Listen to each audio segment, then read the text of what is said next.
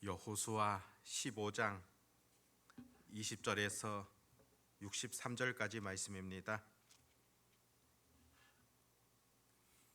여호수아 15장 20절에서 63절입니다.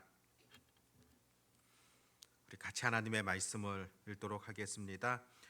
유다 자손의 지파가 그들의 가족대로 받은 기업은 이러하니라. 유다 자손의 지파의 남쪽 끝 에돔 경계에 접근한 성읍들은 갑스엘과 에델과 야굴과 기나와 디모나와 아다다와 게데스와 하솔과 인낭과 십과 델렌과 부알롯과 하솔 하단다와 그리오 테스론 곧 하솔과 아망과 세마와 몰라다와 하살 갓다와 헤스몬과 벳벨렉과 하살 수알과 부엘세바와 비스요다와 바알라와 이인과 에센과 엘돌락과 그실과 홈마와 시글락과 맛만나와 산산나와 르바옥과 시린과 아힌과 리모니니 모두 29성읍과 그 마을들이었으며 평지에는 에스디올과 소라와 아스나와 사노아와 엥간린과 답부아와 에랑과 야르묵과 아둘랑과 소고와 아세가와 사라인과 아디다인과 그데라와 그델로다이민이 14성읍과 그 마을들이었으며 스난과 하다사와 믹달각과 딜르안과 미스베와 욕드엔과 라기스와 보수각과 에글론과 갑봉과 라망과 기를르스와 그데롯과 벳다곤과 나아마와 마게다인이 16성읍과 그 마을들이었으며 림나와 에델과 아상과 입다와 아스나와 느식과 그일라와 악식과 마레산이 9성읍과 그 마을들이었으며 에그론과 그 촌락들과 그 마을들과 에그론에서부터 바다까지 아스도 곁에 있는 모든 성읍과 그 마을들이었으며 아스돗과 그 촌락들과 그 마을들과 가사와 그 촌락들과 그 마을들이니 애굽 시내와 대해의 경계까지 이르렀으며 산지는 사밀과 얏딜과 소고와 단나와 기랏산나 곧 드빌과 아낙과 에스드모와 아닌과 고센과 훌론과 길로이니 11성읍과 그 마을들이었으며 아락과 두마와 에상과 야닌과 벳다부아와 아베가와 훔다와 기랏 아르바 곧 헤르본과 시올이니 9성읍과 그 마을들이었으며 마온과 갈멜과 십과 유다와 이스라엘과 욕드암과 사노아와 가인과 기브아와 딥난이 10성읍과 그 마을들이었으며 하롤과 벳술과 그돌과 마라께 벳아녹과 엘드곤이니 6성읍과 그 마을들이었으며 기랏발 곧 기랏 여야림과 라바인이 2성읍과 그 마을들이었으며 광야에는 벳아라바와 밑딘과 스가와와 립상과 소금 성읍과 엔겐딘이 6성읍과 그 마을들이었더라. 예루살렘 주민 여부수 족속을 유다 자손이 쫓아내지 못하였으므로 여부수 족속이 오늘까지 유다 자손과 함께 예루살렘에 거주하니라. 아멘. 오늘 읽었던 본문을 보면은 유다 자손들이 받았던 그런 지파 기업을 말씀하고 있습니다.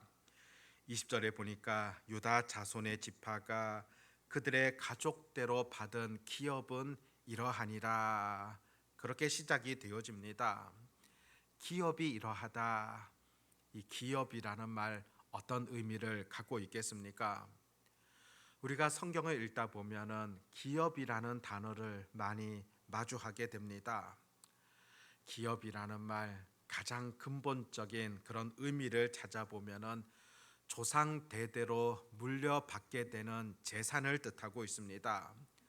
그렇다면은 조상 대대로 물려받는 것이다. 가장 근본적인 것은 땅이라고 볼 수가 있습니다. 특별히 이스라엘 백성들이 기업이라 말할 때 그 근본적인 의미들을 들여다본다면은 하나님께서 우리에게 주신 땅이라는, 하나님께서 우리에게 허락하신 그것이라는 그런 의미를 담고 있습니다. 가나안 땅을 점령하고 또 이스라엘 각 지파에게 나누어 주었던 그런 땅들, 또 지파 안에서는 각각의 친족들에게 나누어 주게 되어지는 그런 땅들이 있습니다. 하나님께서 가나안 땅 그 백성들에게 허락해 주셨으며 그 백성들에게 그 땅을 분배하는 과정들을 오늘 우리가 본문 속에서 들여다 보게 되어집니다. 그런 점에서 이스라엘 백성들이 절대적으로 잊지 말아야 할 것이 있었습니다. 이 가나안 땅이라는 것, 또 우리가 배분받은 땅이라는 것, 그것은 철저하게 하나님의 것이라는 그런 개념입니다. 하나님의 것을 하나님이 우리에게 주셨는데 우리는 이 땅을 잘 관리하는 청직이라는 그런 개념을 결코 잊지 말아야 했다는 것입니다. 하나님의 것이기 때문에, 하나님이 주셨기 때문에 이 땅에 대하여서는 임의대로 할 수 없다는 것이 바로 하나님의 뜻이었으며 이스라엘 백성들이 지켜야 될 그런 사항이었습니다. 구약 성경을 읽어보면 이 기업이라는 말 다양하게 사용되어지는 그런 경우들도 찾아보게 됩니다. 신명기 9장 26절을 보면은 여호와께 간구하여 이르되 주 여호와여, 주께서 큰 위엄으로 속량하시고 강한 손으로 애굽에서 인도하여 내신 주의 백성 곧 주의 기업을 멸하지 마옵소서. 하나님께서 이끌어 주신 주의 백성들 곧 주의 기업이다, 그렇게 표현이 되어집니다. 이스라엘 백성들을 향하여서 너희들은 나의 기업이다, 그렇게 말씀하고 있다는 겁니다. 하나님께서 특별히 구별하여서 불러주신 그 백성, 너희들이야말로 하나님의 것이다, 하나님의 소유가 되어졌다, 그런 의미로 볼 때 바로 택하신 그 백성이 바로 하나님의 기업이 된다, 그렇게 전해주고 있다는 겁니다. 시편 119편 111절 말씀을 보면은 주의 증거들로 내가 영원히 나의 기업을 삼았사오니, 주의 증거들로 나의 기업을 삼았다. 이 주의 증거들이라는 것은 하나님의 말씀이지 않습니까? 말씀이 바로 나의 기업이 된다, 그렇게 시편에서는 전해주고 있습니다. 실제적으로 하나님의 말씀이라는 것, 하나님께서 우리에게 주신 귀한 선물이지 않습니까? 하나님이 우리에게 많은 것들을 주셨지만은 그 중에 어떤 것보다도 소중한 것이 하나님의 말씀이라고 볼 수 있습니다. 그런 점에서 그 주의 말씀이 바로 하나님께서 우리에게 주신, 나에게 주신 기업이 된다, 그렇게 시편 119편에서는 전해주고 있습니다.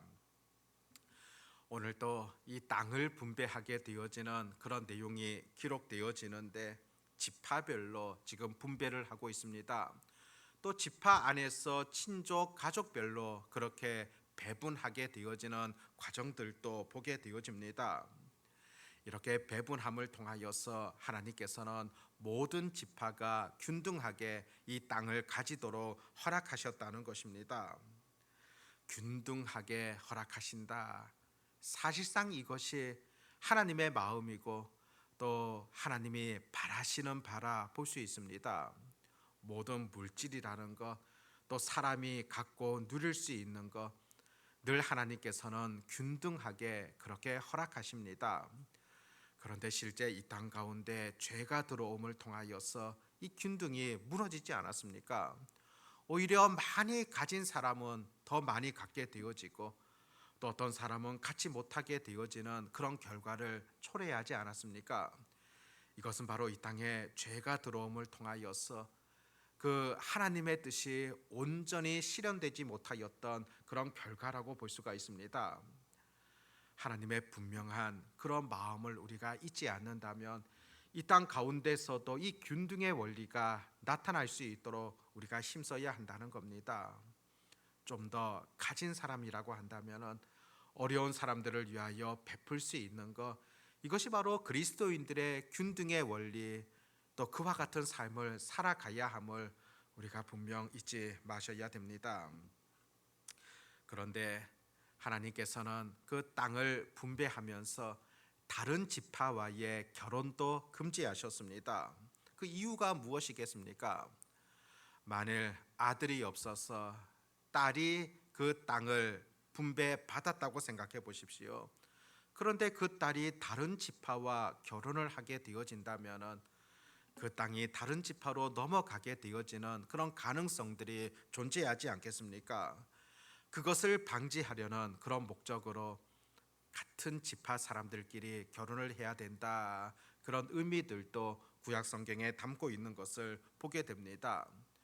그리고 또 성경을 읽다 보면은 기업을 물을 자다, 특히 룻기서에 많이 등장을 하는데 기업을 물은다, 이것은 어떤 의미를 갖고 있겠습니까?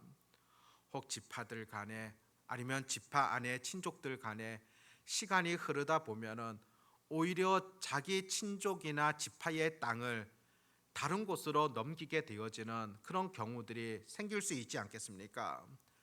그렇게 되어졌을 때는 친족들 가운데서도 특별히 권위 있는 자들, 힘이 있는 자들, 그들은 자기 친족의 땅을 되찾아온다. 그것이 바로 기업을 물은다는 그런 의미라는 것입니다. 가난한 친척이 있다면 그 땅을 사 주어야 되는 그런 책임 또한 더 많이 가진 자들이 해야 될 의무라고 그렇게 가르치고 있습니다. 또 이스라엘에 보면 형사 취수제다, 그런 제도도 있었는데 형이 아내를 두고서 먼저 죽게 되어지면은 그 시동생이 형수를 취하게 되어지는, 결혼하게 되어지는 그런 관습 또한 있었습니다. 이것 또한 다 이 기업과 연관이 있지 않겠습니까? 그 하나님께서 주신 그 땅에 대하여서 철저하게 그 땅을 지켜나가게 되어지는 그런 과정들이라 볼 수가 있습니다. 이런 과정들을 통하여서 하나님께서 그 백성들에게 가르친 바, 이 땅의 주인은, 이 기업을 주시는 분은 하나님이시라는 것을, 하나님께서 주신 그것을 임의대로 못한다는 사실들을 그들에게 철저하게 전해주지 않으셨겠습니까? 이스라엘 백성들의 안식년 개념도 마찬가지라고 볼 수 있거든요. 6년 동안 땅을 경작한 이후에 6년의 소득을 얻게 되어졌고 7년째 되는 해에는 그 땅도 쉼을 주라는 것입니다. 그 쉼을 준다, 그 쉼을 준다는 개념을 통하여서 이 땅이라는 것이 하나님의 것이고 너 임의로 할 수 없다는 것을 하나님께서는 이스라엘 백성들에게 가르쳐 주셨습니다. 각 지파에게 이렇게 하나님 땅을 분배하셨는데 레위 지파에게는 땅을 주시지 않았거든요. 레위 지파 같은 경우 하나님 앞에 제사, 예배를 드리는 일들, 바로 그들에게 주어진 그런 역할이었습니다. 다른 지파 사람들이 여러 소득을 바침을 통하여서 또 성전의 바침을 통하여서 그들이 그것을 가지고 생활할 수 있도록 그렇게 하나님 허락하셨습니다. 그렇다면 레위 지파가 받은 그런 기업은 없었겠습니까? 성경은 분명하게 이렇게 표현하거든요. 여호수아 13장 13절 보면 오직 레위 지파에게는 모세가 기업을 주지 아니하였으니 이는 그들에게 말씀하신 것과 같이 이스라엘의 하나님 여호와께서 그들의 기업이 되심이더라. 레위 지파는 땅을 기업으로 받지는 못했지만은 여호와께서 그들의 기업이 되셨다, 그렇게 전해주고 있습니다. 하나님이 그들의 기업이 되신다. 이 얼마나 놀라운 그런 은혜이며 표현이겠습니까? 얼마나 놀라운 선물이겠습니까? 그들은 땅이 아니라 하나님 자신을 선물로 받게 되어졌던 하나님이 그들의 영원한 기업이 되었다, 그렇게 가르치고 있다는 사실입니다. 오늘 읽었던 본문 말씀을 보면은 여러 다양한 땅들 분배받게 되어지는 그런 과정들을 보게 되어지는데, 크게 보면은 그 땅이 내 유형으로 그렇게 나누어 볼 수가 있습니다. 먼저 21절에 보면 유다 자손의 지파의 남쪽 끝 에돔 경계에 접근한 성읍들이다. 에돔 경계에 접근한 성읍들에 대하여서 기록이 되어지는데, 에돔 족속, 이방 족속과 붙어 있는 그런 지역입니다. 사실 이방 민족과 붙어 있다, 여러 두려움들도 존재할 수 있으며 또 전쟁의 위험마저도 있을 수 있는 그런 지역이지 않습니까? 두 번째는 33절에 보면은 평지에는 그렇게 표현하는데, 평지라는 것, 사람 살기도 편하며 또 농사 짓기에도 아주 적절한 그런 땅이지 않습니까? 어쩌면 많은 사람들이 원하는 지역이 이 평지다 생각해 볼 수 있을 겁니다. 세 번째는 48절 말씀을 보면은 산지는 그렇게 기록됩니다. 험악한 산악 지역이다, 그렇게 볼 수 있는데, 실제 이 산악 지역 같은 경우에는 양을 키운다거나 또 목축을 하기에는 좀 더 적당한 그런 지역이라 볼 수 있습니다. 네 번째는 마지막 61절을 보면 광야에는, 또 62절에서는 그것을 소금 성읍이다 그렇게 부르고 있습니다. 그곳에서 여러 소금들이 그렇게 났던 것으로 보여집니다. 땅들을 보니까 아주 다양한 그런 땅들이지 않습니까? 그런데 모든 땅들을 보면은 100% 사람들에게 만족시켜 줄 수 있는 그런 땅은 없는 겁니다. 사실 이 땅이 어디 완벽한 곳이 있겠습니까? 좋은 점이 있으면은 좀 불편한 부분들도 얼마든지 존재합니다. 죄악 가운데 있는 이 땅 속에서는 영원한 만족을 누릴 수 없다는 것이죠. 사실 우리도 이 땅에 살아가다 보면은 좋은 점도 있지만은 또 불편한 점들 존재하지 않습니까? 이사도 가보면은 또 좋은 점도 있지만은 또 과거보다 불편한 부분들 얼마든지 있을 겁니다. 그런 점에서 우리가 이 땅에 살아나갈 때 꼭 잊지 말아야 될 것은, 여기가 완벽함을 추구하게 되어지는 그 땅이 아니라는 겁니다. 때로 많은 불편함이 존재한다면은 더 우리가 영원한 곳을 사모할 수 있는 그런 자세, 또 그런 기도가 여전히 필요한 겁니다. 이 땅과는 비교할 수 없는 완전한 곳이 있다.